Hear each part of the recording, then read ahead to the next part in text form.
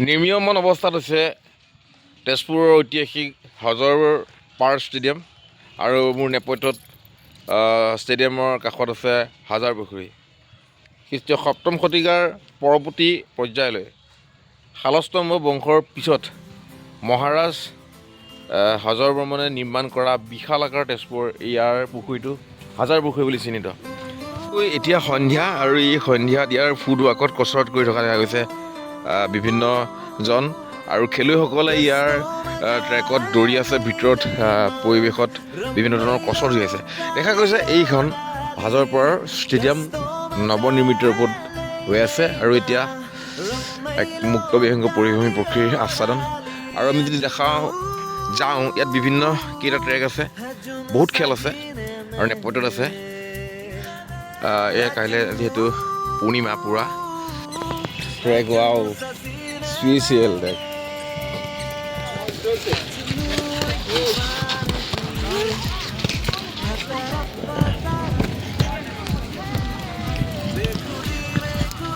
বিশাল আকাৰৰ হাজাৰ পুখুৰী। মহাৰাজ হজাৰ বৰ্মনে এই পুখুৰীটো নিৰ্মাণ কৰিছিল। পৃথ্বীৰাজ কৈছিল যে ইয়াতে বোলে ব্ৰিটিছসকলে ঘোঁৰা দৌৰাইছিল বোলে ইয়াত। আনহাতে পুৰাতত্ত্ববিদ শান্তনু বৰুৱাই কৈছে এই পুখুৰীটো প্ৰায় 1000 বনুৱাই কম দিনত কম মুহূৰ্তত নিৰ্মাণ কৰিছিলে। মোক ভিডিঅ' এটা কৰি দিয়া। এই পুখুৰীটো বিশিষ্ট পুৰাতত্ত্ববিদ শান্তনু বৰুৱাই কৈছে 10 দিনত 1000 বনুৱাই এই পুখুৰী নিৰ্মাণ কৰিছিল। আৰু ডাঙৰ কথা, এই পুখুৰীটোৰ এই চাৰিওফালে যিখন পথাৰ আছে, এই ক্ৰীড়া পথাৰ আছে, এইখনত প্ৰায় ব্ৰিটিছৰ যিবিলাক ঘোঁৰা দৌৰ ইয়াত কৰিছিল। তাৰপিছত খ্ৰীষ্টীয় 1615 খ্ৰীষ্টাব্দত উল্লেখ আছে ইয়াত মহাৰাজ প্ৰতাপ সিংহই আহি জিৰণি লৈছিলে, স্থিত হৈছিলে। আৰু এই বিশাল আকাৰ পুখুৰীটো শালস্তম্ভ বংশৰ পৰৱৰ্তী সময়ত, যিটো সময়ত দৰং জিলাৰ পৰা ৰাজধানী ইয়ালৈ হৈছিলে আৰু পেশ্ব বুলি কয়, এই হাজাৰ বৰ্মনে এই পুখুৰীটো সেই সময়ত নিৰ্মাণ কৰিছিল। এইটো বিশাল আকাৰ পুখুৰী আৰু তেজপুৰৰ গৌৰৱ।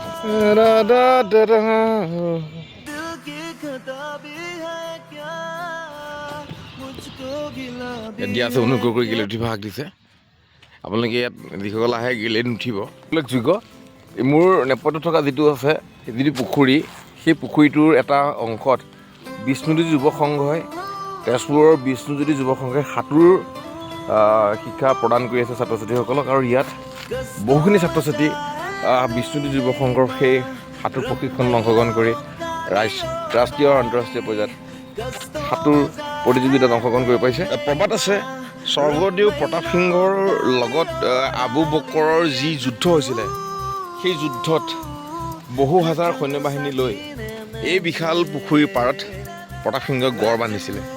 আৰু এয়াই সেই ঐতিহাসিক হাজাৰ পুখুৰী। এইটো টাৰ্গেট, এই টাৰ্গেটটোত কি খেল হয় আপোনালোকে নিশ্চয় জানে। অলিম্পিকত দেখিছে, ইণ্টাৰনেশ্যনেল এণ্ড নেশ্যনেল পৰ্যায়ত দেখিছে।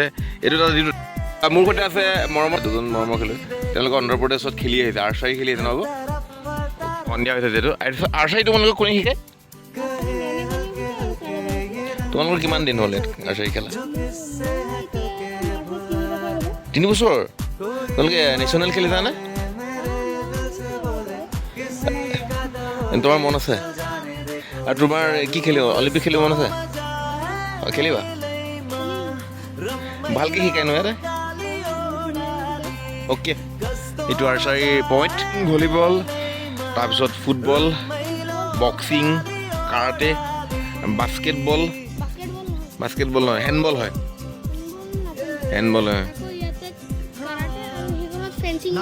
ফেন্সিং আছে। এইখনে ইতিহাস প্ৰসিদ্ধ ঐতিহাসিক হজাৰ পুখুৰী।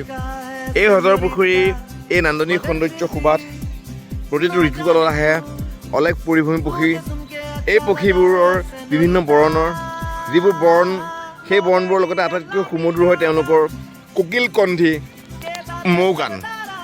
এই দূৰণিৰ আকাশখনত পৰিৱৰ্জিত পৰিভ্ৰমী পক্ষীবোৰ ইয়াত আহি উপবিষ্ট হয়হি আৰু এক নৈসৰ্গিক শোভা বহন কৰে। বিশেষকৈ আপোনালোকে যদি দিনত চায়, এই নান্দনিক সৌন্দৰ্য বিভূষিত হৈ উঠে।